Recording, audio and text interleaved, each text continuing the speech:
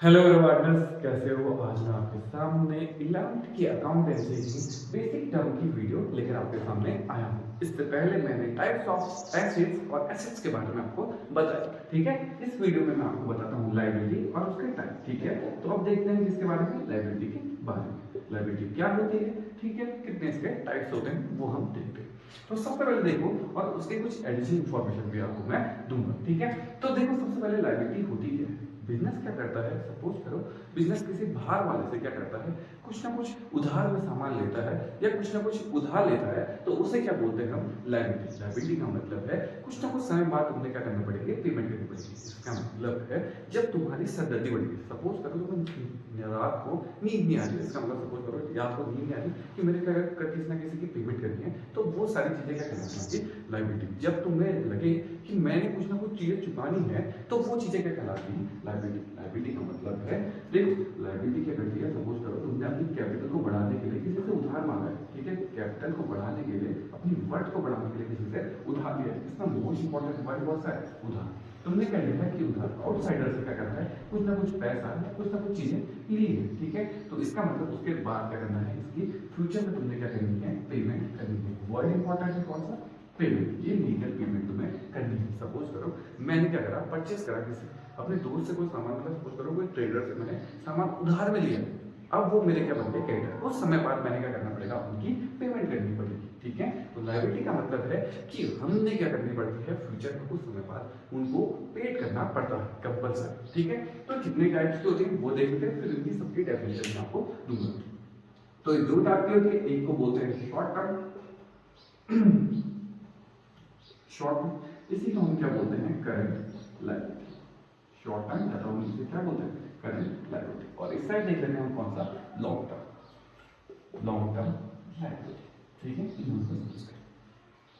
तो short term, मैंने word बताया था करंट। करंट को आपको क्या मतलब, करंट को मैंने ऐसे साल में क्या कराया था कि इसे क्या करते हैं, वन ईयर। बस दिमाग में रख लो कि जिन चीजों को तुमने एक साल के अंदर पेड करना पड़ता है, तो वो क्या कहती है, तुम्हारी करंट लायबिलिटी। करंट लायबिलिटी का मतलब है कि तुमने क्या करना है, शॉर्ट टर्म या कहो एक साल के अंदर जो तुमने पेड करनी पड़ेगी, वन ईयर के अंदर तुमने क्या करना पड़ेगा, पेमेंट करनी पड़ेगी, तो वो चीजें क्या कहलाती है, तुम्हारी करंट लायबिलिटी। जो वन ईयर से ज्यादा जाएंगी, तो वो चीजें क्या कहलाएंगी, तुम्हारी लॉन्ग टर्म लायबिलिटी। अब देखते हैं शॉर्ट टर्म। शॉर्ट टर्म में मैं आपको एग्जांपल बताता हूं। तो शॉर्ट टर्म में पहला है तुम्हारा क्रेडिटर आउटस्टैंडिंग,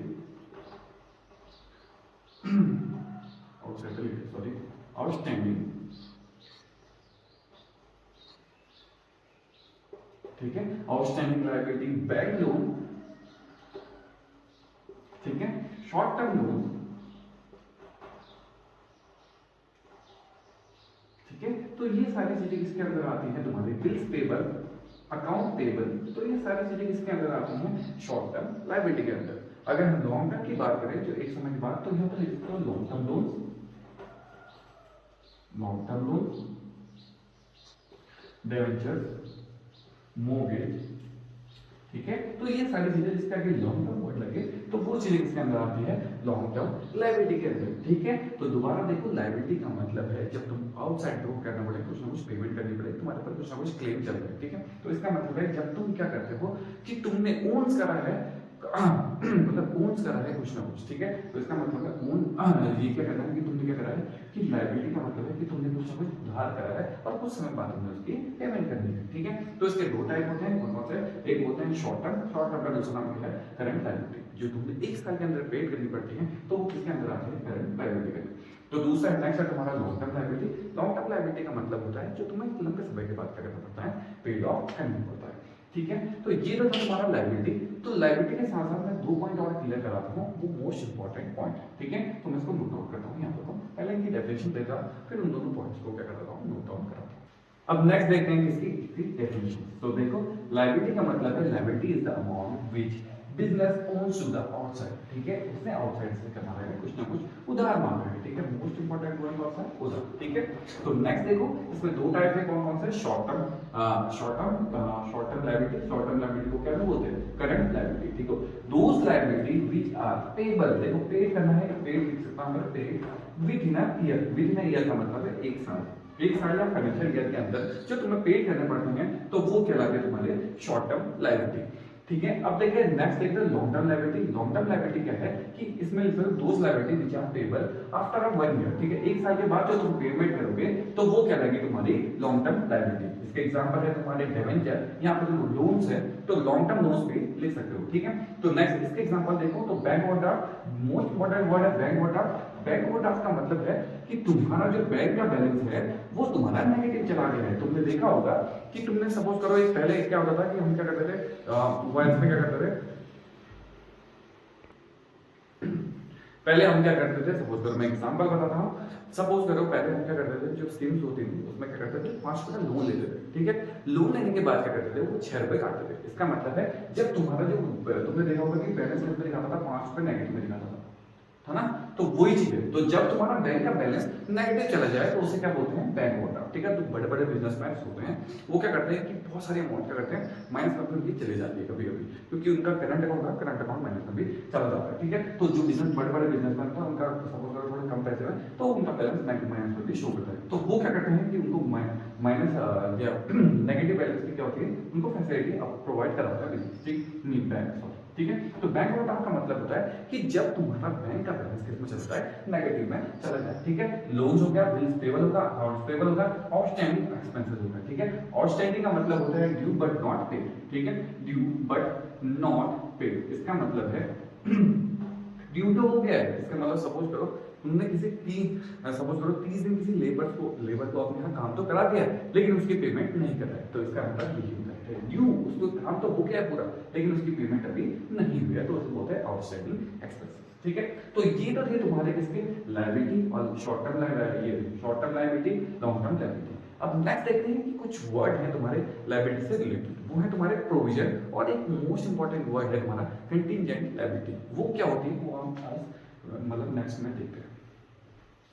अब नेक्स्ट देखते हैं क्या, देखो लायबिलिटी। ठीक है, लायबिलिटी मैंने आपको पूरा समझा दिया। ठीक है, लायबिलिटी इसकी मदद से प्रोविजन भी समझ आएगा और इसकी मदद से आपको कंटीजेंट लायबिलिटी समझ आएगा। ठीक है, तो सबसे पहले लायबिलिटी में सपोज करो कोई इंसान है, सपोज करो मैं अपना नाम लिख देता हूँ, ये इंसान है, तुम्हें पता है कि ये इंसान है और मेरे को पता है कि मैंने कितनी अमाउंट इसको देनी है। सपोज करो मैंने इसको 500 रुपए दिए, मुझे पता है कि मैंने अजय को कितने रुपए देने, 500 रुपए देते।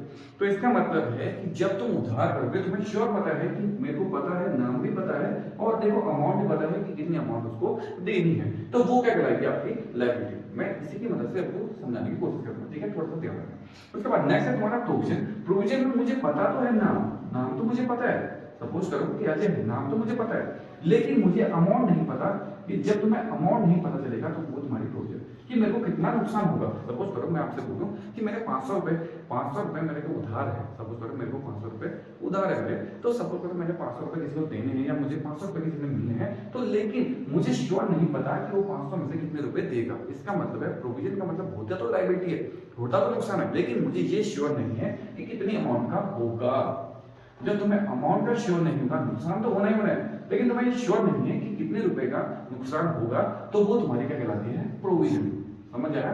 इसमें देखो फिक्स पता है कि मुझे सपोज करो अजय को मैंने 500 रुपए देने हैं, तो ये तो सिंपल सी लायबिलिटी है, लेकिन इसमें पता तो है आदमी कौन है, लेकिन मुझे अमाउंट का श्योर नहीं है कि कितने का नुकसान होगा। ठीक है, कि अमाउंट कितनी रिसीव होगी ये नहीं, तो इसीलिए हमें क्या बनाना पड़ता है, प्रोविजन। हम मान के चलते हैं कि इतने रुपए नहीं मिलेंगे सर।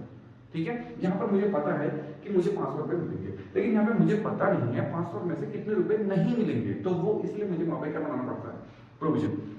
और कंटीजेंट लायबिलिटी क्या होती है कि ये लायबिलिटी बन भी सकती है नहीं भी बन सकती है। इसका एग्जांपल देखो मैं आपको समझाता हूँ। सपोज करो ए और बी दो दोस्त है, ठीक है, ए और बी दो दोस्त है और सी के सामने बैठा हुआ है।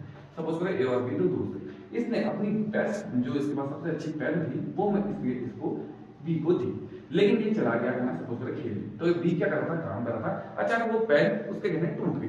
तो देखो कि है, अब देखो क्या क्या हो सकते हैं। सपोज करो ए कह सकता है कि पूरी पेन लेके आ मेरी, ठीक है, 10 रुपए की पूरी नहीं पेन लेके आ।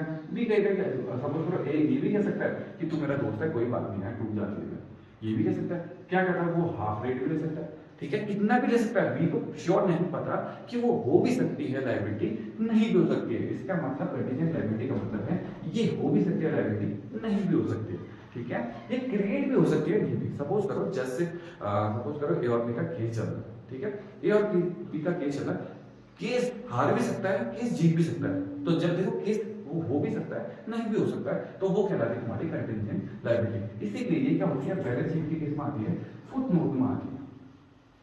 जैसे आपको बैलेंस शीट बनेगी, मोस्ट इंपॉर्टेंट है कि बैलेंस शीट बनेगी, तो बैलेंस शीट के आपको लिख सकते हैं, लिखते हैं कंटिंजेंट लायबिलिटी, ये क्रिएट हो भी सकती है, नहीं भी हो सकती। जब ये हो जाएगी तो बैलेंस शीट के अंदर आ जाएगी, नहीं आएगी तो नीचे बनी ही रह जाएगी। ठीक है, मोस्ट इंपॉर्टेंट वर्ड है कंटिंजेंट लायबिलिटी। ठीक है, दोबारा देखो, लायबिलिटी में तो तुम्हें पता होता है कि कितने की तुम्हारे कितने का उधार है और किस हिसाब से है। ठीक है, प्रोविजन का मतलब है तुम्हें आदमी तो पता है कि ये बंदा है, लेकिन तुम्हें ये नहीं पता है कि वो आदमी नुकसान कितने का करेगा। सपोज करो मैंने बोला कि मैं सपोज करो 500 रुपए दे दूं, किसी से मुझे 500 रुपए मिलने वाले हैं। ठीक है, अभी एग्जाम्पल लेना है, किसी से मुझे 500 रुपए मिलने वाले हैं, लेकिन वो बंदा ऐसा है कि 500 के बदले में मुझे अगर वो 450 रुपए देता है या कुछ ना कुछ अमाउंट श्योर नहीं है, कम देने वाला है, इतना श्योर है, लेकिन वो ये नहीं पता कि कितने कम देगा। तो जितना कम देगा, इसलिए हमें वहां पे क्या करना पड़ता है, क्रिएट करना पड़ता है प्रोविजन।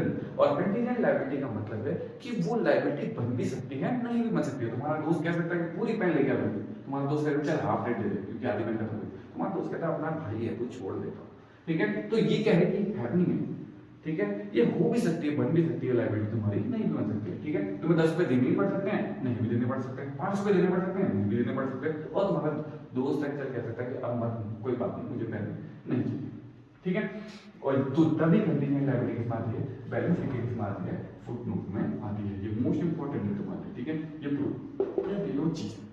ठीक है, तो अब आई होप आपको ये समझ आएगा। दोबारा देखो, लायबिलिटी, प्रोविजन और contingent liability. Most important contingent liability कि ये लायबिलिटी बन भी सकती है, नहीं भी बन सकती है। और मोस्ट इंपॉर्टेंट है कि ये बैलेंस शीट किसमें आती है, फुटनोट में आती है। अगर एक लायबिलिटी देखो, फ्यूचर लॉसेस को देखिए हमें क्या पड़ता है, रिजर्व बनाने पड़ते हैं, तो इसलिए हमने क्या करते हैं, इसको लिखना पड़ता है। अगर ये होगा तो हम ऊपर बैलेंस शीट के अंदर डालेंगे, नहीं होगा तो हम इसके कैंसिल करेंगे। ठीक है, नुकसान को देखकर हमें क्या बनाना पड़ता है, रिजर्व बनाना पड़ता है। ठीक है, इसीलिए हमने क्या चीज है कि कंटीजेंट लायबिलिटी भी लिखनी पड़ती है। कहाँ लिखनी पड़ती है, बैलेंस शीट के नीचे पर। अगर ये हो जाएगी, हैपनिंग हो जाएगी, तो हम इसे बैलेंस शीट के अंदर शो कर देंगे।